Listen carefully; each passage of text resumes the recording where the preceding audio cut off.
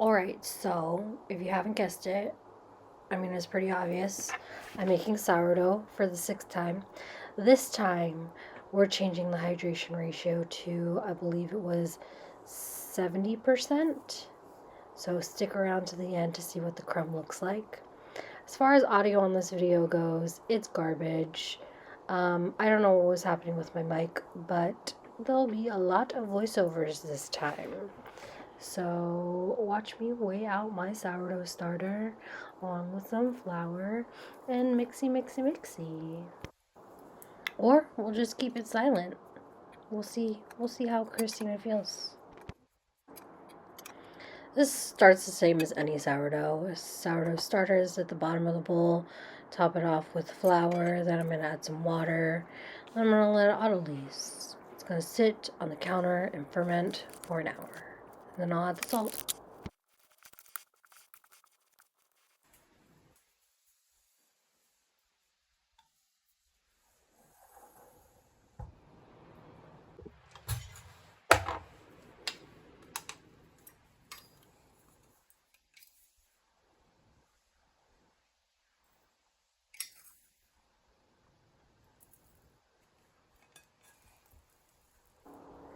Alright, so my dough has rested for an hour.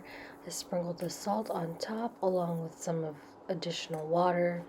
And then I'm going to gently knead everything together until it's nice and homogeneous.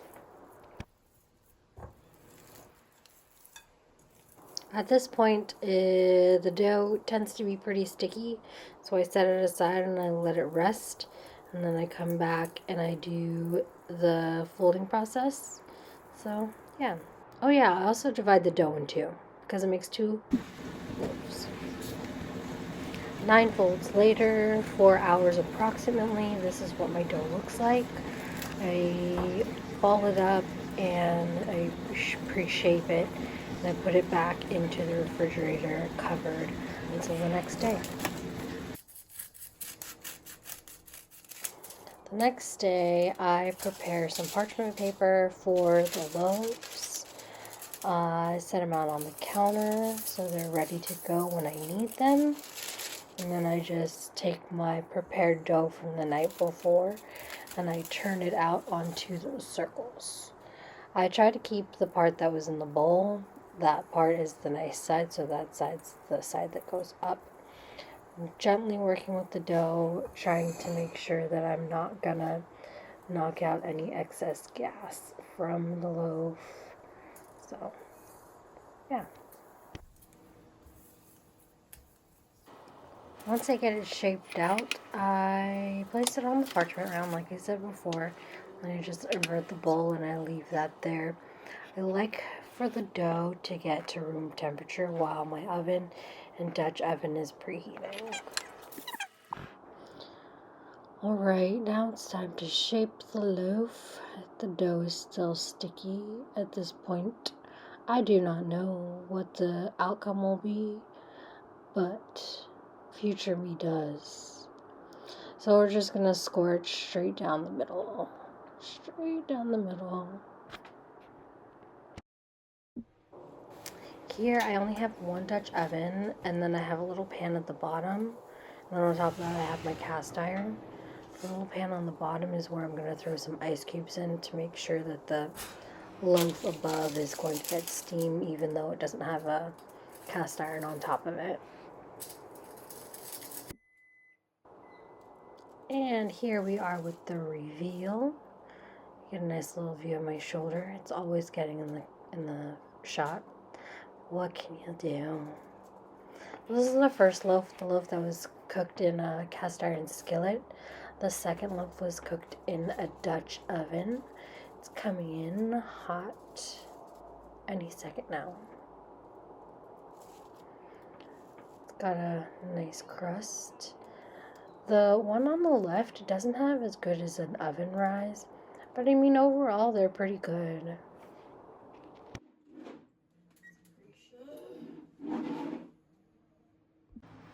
This is what we got.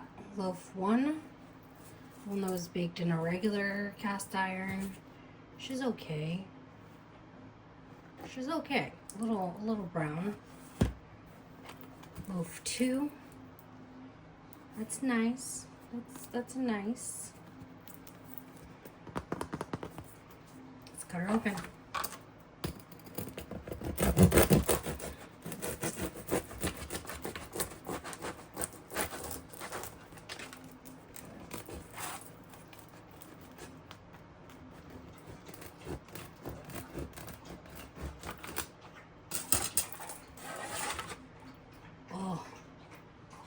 That crumb is so much drier and less gummy than the last one.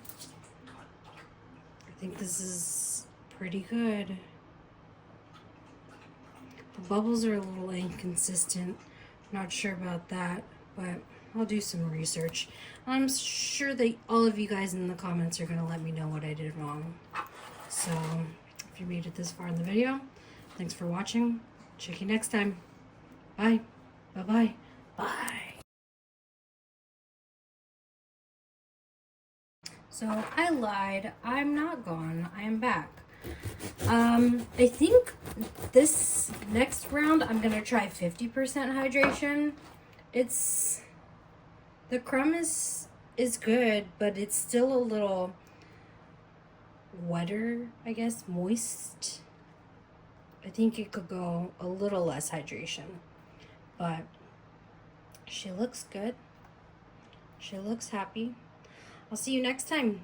Thanks for watching. Bye.